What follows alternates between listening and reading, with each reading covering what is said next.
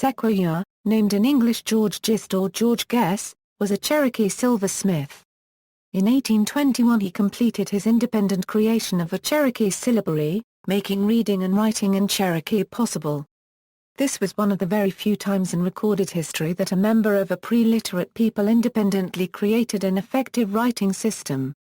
After seeing its worth, the people of the Cherokee Nation rapidly began to use his syllabary and officially adopted it in 1825. Their literacy rate quickly surpassed that of surrounding European American settlers. Early life. Sequoyah's heroic status has led to several competing accounts of his life that are speculative, contradictory, or fabricated. As noted by John B. Davis, there were very few primary documents describing facts of Sequoyah's life. Some anecdotes were passed down orally, but these often conflict or are vague about times and places. Sequoyah was born in the Cherokee town of Tuskegee circa 1770. James Mooney, a prominent anthropologist and historian of the Cherokee people, quoted a cousin as saying that as a little boy, he spent his early years with his mother. Estimates of his birth year ranged from 1760 to 1776. His name is believed to come from the Cherokee word siga meaning hog. However, Davies says the name may have been derived from Sequoyah and vi meaning a place or an enclosure. This is a reference either to a childhood deformity or to a later injury that left Sequoyah disabled. His mother, Wat T., was known to be Cherokee. Mooney stated that she was the niece of a Cherokee chief. McKinney and Hall noted that she was a niece of chiefs who have been identified as the brothers Old Tassel and Doublehead. Since John Watts was a nephew of the two chiefs, it is likely that Wat T and John Watts were siblings. Sources differ as to the identity of Sequoyah's father. Davies cites Emmett Starr's book, Early History of the Cherokees, as the source for saying that Sequoyah's father was a peddler from Swabia named Geist, Gwist, or Gist. According to Good Pasture, some believe the father was an unlicensed German peddler named George Gist, who came into the Cherokee Nation in 1768, where he married and fathered a child. Grant Foreman identified him as Nathaniel Gist, son of a Christopher Gist, who later became a commissioned officer with the Continental Army associated with George Washington. Mooney and others suggested that he was possibly a fur trader, who would have been a man of some social status and financial backing. Josiah C. Nott claimed he was the son of a Scotchman. An article in the Cherokee Phoenix, published in 1828, stated that Sequoyah's father was a half-blood and his grandfather a white man. The New Georgia Encyclopedia presents another version of Sequoyah's origins, from the 1971 book, Tell Them They Lie, The Sequoyah Myth, by Traveler Bird, who claims to be a Sequoyah descendant. Bird says that Sequoyah was a full-blood Cherokee who always opposed the submission and assimilation of his people into the white man's culture. The encyclopedia noted that Bird presented no documentary evidence, but has gained some credibility in academic circles. In any case, the father was absent before Sequoyah was born. Various explanations have been proposed, but the reason is unknown. Wooty did not remarry afterward. There were no siblings, and Sequoyah was raised by his mother alone. According to Davis, Sequoyah never went to school and never learned English. He and Wooty spoke only Cherokee. As a youth, he spent much of his time tending cattle and working in their garden, while his mother ran a trading post. Sequoyah became lame early in life, though why, when and where are not known. Some reports indicate this may have been caused by injury in battle. Others say the cause was a hunting accident. Davies wrote that an early issue of the Cherokee Advocate said that he was the victim of a hydroarthritic trouble of the knee joint, commonly called white swelling. One doctor speculated that he had anascara. In any case, lameness prevented him from being a successful farmer or warrior. Despite his lack of schooling, Sequoyah displayed a good deal of natural intelligence. As a child, he had devised and built milk troughs and skimmers for the dairy house that he had constructed. As he grew older and came in contact with more white men, he learned how to make jewelry. He became a noted silversmith, creating various items from the silver coins that trappers and traders carried. He never signed his pieces, so there are none that can be positively identified as his work. Sequoyah may have taken over his mother's trading post after her death, which Davis claimed occurred about the end of the 18th century. His store became an informal meeting place for Cherokee men to socialize and, especially, drink whiskey. Sequoyah developed a great fondness for alcohol and soon spent much of his time drunk. After a few months he was rarely seen sober, neglecting his farm and trading business and spending his money buying liquor by the keg. Fortunately, he realized that he was ruining his life, and took up new interests. He began to draw. Then he took up blacksmithing, so he could repair the iron farm implements that had recently been introduced to the area. Self-taught as usual, he made his own tools, forge and bellows. He was soon doing a good business either repairing items or selling items he had created himself. His spurs and bridle bits were in great demand because he liked to decorate them with silver. Although he maintained his store, he not only stopped drinking but stopped selling alcohol. Moved to Alabama. It is unclear when Sequoyah moved to Alabama from Tennessee. Some sources claim he went with his mother, though there is no confirmed date for her death. Others have stated that it was before 1809, when he started his work on the Cherokee syllabary. Another source claims it was in 1818. However, this date is too late, because he was already living in Alabama when he enlisted in the army. In 1813–14, Sequoyah served as a warrior of the Cherokee Regiment at the Battle of Horseshoe Bend against the Red Sticks. His white comrades called him either George Guess or George Gist. The Encyclopedia of Alabama states that Sequoyah married Sally Binge in 1815. Sequoyah and Cherokee literacy. As a silversmith, Sequoyah dealt regularly with whites who had settled in the area. He was impressed by their writing, referring to their correspondence as talking leaves. He knew that they represented a way to transmit information to other people in distant places. However, a majority of the Cherokees believed that writing was either sorcery, a special gift, or a pretense. Sequoyah accepted none of these explanations.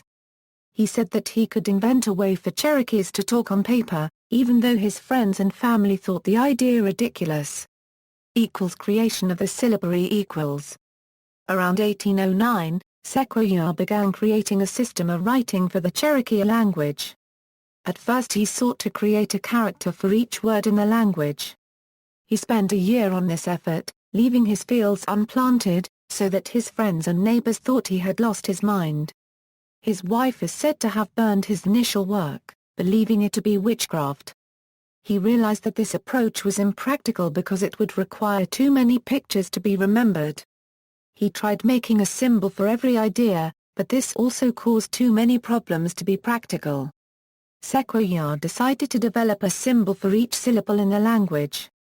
After approximately a month, he had a system of 86 characters, some of which were Latin letters he obtained from a spelling book. In their present form, many of the syllabary characters resemble Roman, Cyrillic or Greek letters or Arabic numerals, says Janine Scancarelli, a scholar of Cherokee writing, but there is no apparent relationship between their sounds in other languages and in Cherokee. Teaching the syllabary. Sequoyah first taught the syllabary to his 6-year-old daughter, Aoki, because he could not find adults willing to learn it. He traveled to the Indian reserves in the Arkansas Territory where some Cherokee had settled. When he tried to convince the local leaders of the syllabary's usefulness, they doubted him. Sequoyah asked each leader to say a word, which he wrote down, and then called his daughter in to read the words back. This demonstration convinced the leaders to let him teach the syllabary to a few more people. This took several months, during which it was rumored that he might be using the students for sorcery. After completing the lessons, Sequoyah wrote a dictated letter to each student, and read a dictated response. This test convinced the Western Cherokee that he had created a practical writing system.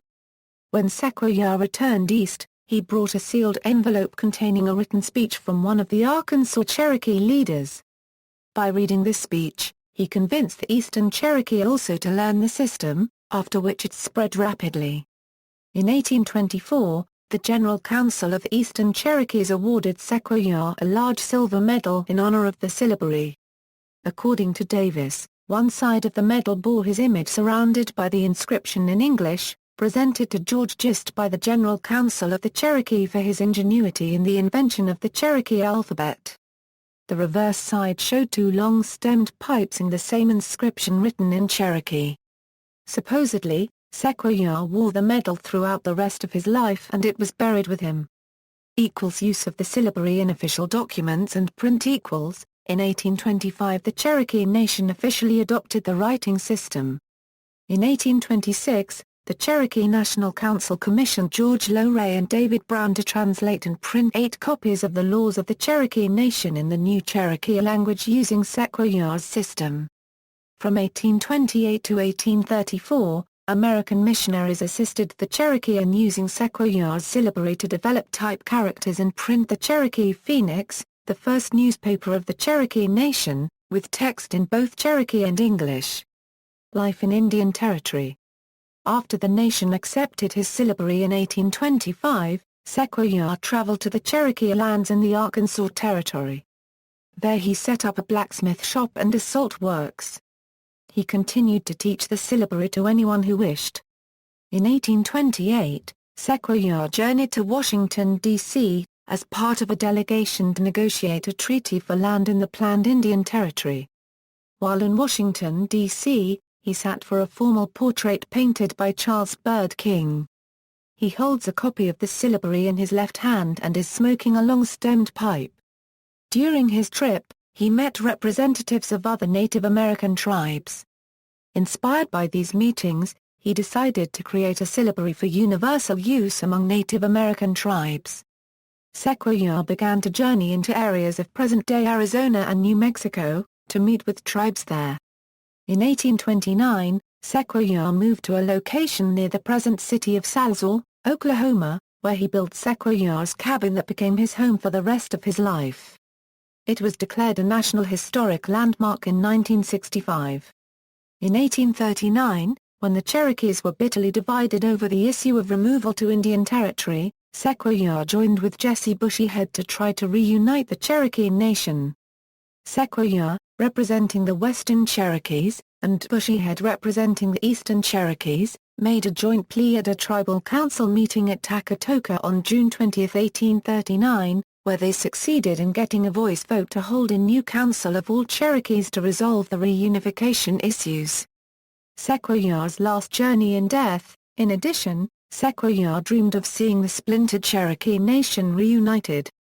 In the spring of 1842, Sequoyah began a trip to locate other Cherokee bands who were believed to have fled to Mexico and persuade them return to the Cherokee Nation in the United States. He was accompanied by his son, T.C., as well as other Cherokees identified as Koteska, Nuotana, Katata, Ko-Oct, John Elijah, and the Worm. Sometime between 1843 and 1845, he died during a trip to San Fernando, Tamaulipas, Mexico, when he was seeking Cherokee who migrated there at the time of Indian removal.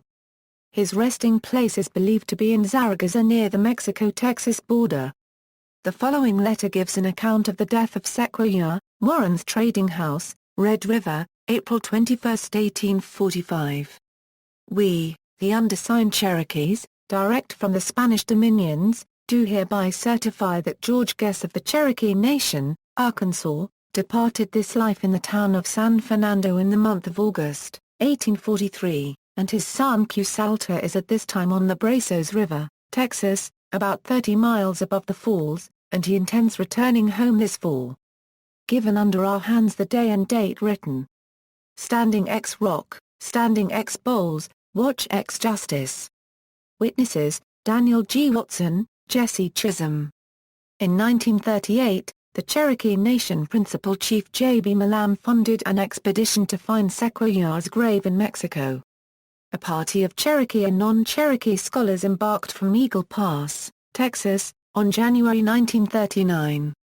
They found a gravesite near a freshwater spring in Coahuila, Mexico, but could not conclusively determine the gravesite was that of Sequoyah. In 2011, the Muskogee Phoenix published an article relating a discovery in 1903 of a gravesite in the Wichita Mountains by Hayes and Faintshaw which they believed was Sequoyahs. The two men said the site was in a cave and contained a human skeleton with one leg shorter than the other, a long-stemmed pipe, 2 silver medals, a flintlock rifle and an axe. However, the site was far north of the Mexican border. Legacy. Oklahoma gave a statue of Sequoyah to the National Statuary Hall collection in 1917. This was the first statue representing a Native American to be placed in the hall.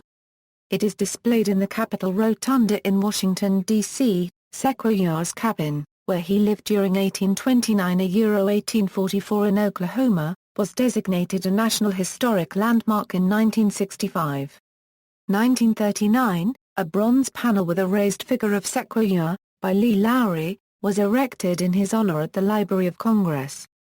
Addressing the exalted place Sequoyah holds in Cherokee imagination, the ethnographer Jack Kilpatrick wrote, "Sequoyah was always in the wilderness.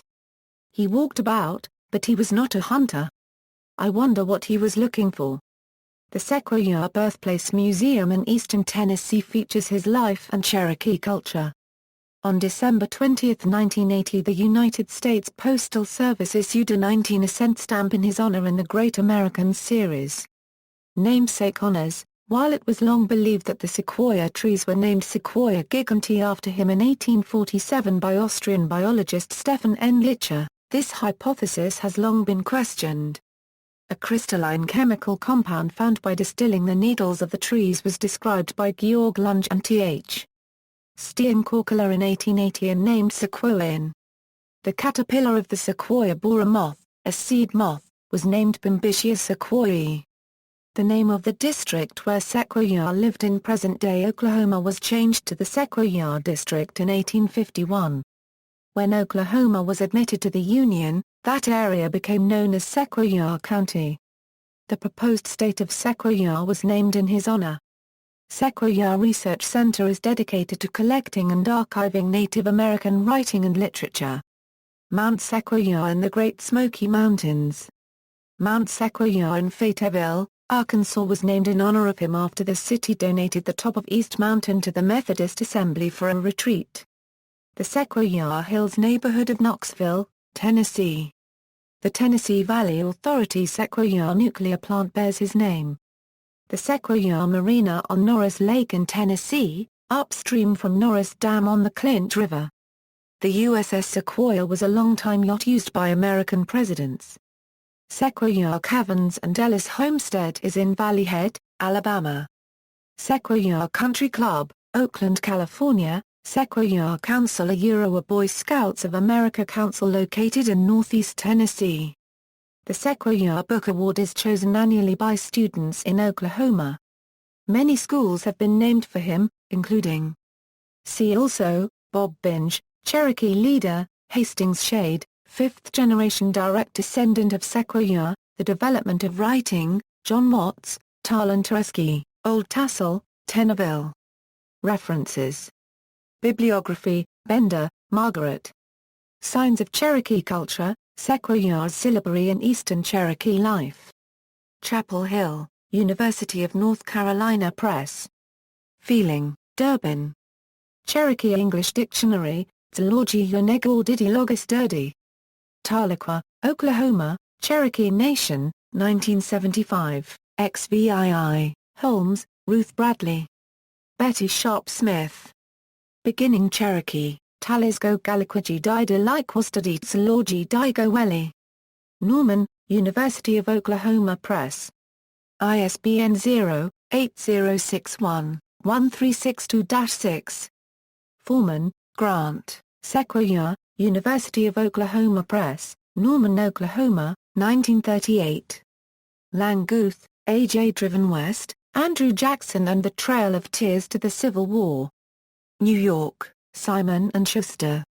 2010. ISBN 978-1-4165-4859-1. McKinney, Thomas and Hall, James, History of the Indian Tribes of North America, McClellan, William G., After the Trail of Tears, The Cherokees' Struggle for Sovereignty 1839–1880. University of North Carolina Press. Chapel Hill 1993. ISBN 0-8078-2111-X. External links: Invention of the Cherokee Alphabet, Cherokee Phoenix, August 13, 1828, John B. Davis, The Life and Work of Sequoyah, Chronicles of Oklahoma, Volume 8, June 1930, Oklahoma State University, Sequoyah, Tiro Typeworks, Sequoyah, and North Georgia. Notable, the Cherokee Nation official website, the official Cherokee font at the Cherokee Nation official website, Sequoyah at Find a Grave, Guess, George. The American Cyclopedia. 1879.